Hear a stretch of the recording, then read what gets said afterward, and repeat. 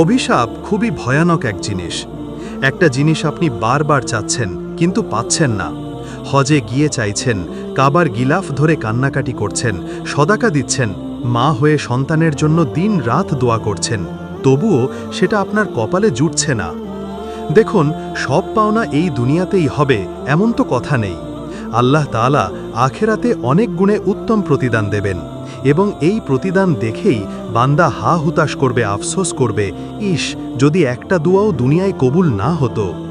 বান্দার প্রত্যেকটা চাওয়াই কবুল হয়, এখন সাথে সাথে না হয়, দেরিতে, অথবা আরও উত্তমভাবে আখেরাতে, অথবা বিপদাপদ সরে যেয়ে।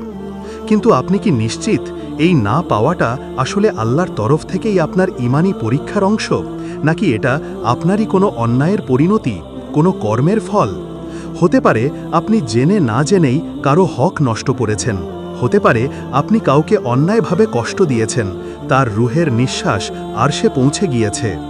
একজন মা বছরের পর বছর ধরে তার সন্তানের জন্য আমল করে যাচ্ছেন। এমন কোনো দোয়া বা আমল নেই যা তিনি করেননি। সন্তানের একাডেমিক রেজাল্টও ভালো, কিন্তু কোনো চাকরিই সে পাচ্ছে না। আল্লাহই ভালো জানেন সঠিক কারণ।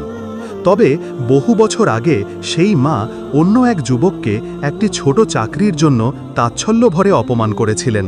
তার অপরাধ ছিল বিয়ের প্রস্তাব দেওয়া। রিজেক্ট করার অধিকার অভিভাবকের আছে, অপমানের অধিকার কি আছে?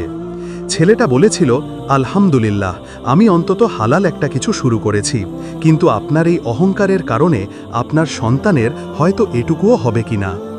তাই যখন কোনো কিছু আল্লাহর কাছে চেয়ে চেয়ে পাচ্ছেন না, তখন একবার ভেবে দেখুন কোনো মানুষের হক নষ্ট করেছেন কিনা, কাউকে অন্যায়ভাবে কষ্ট দিয়েছেন কিনা।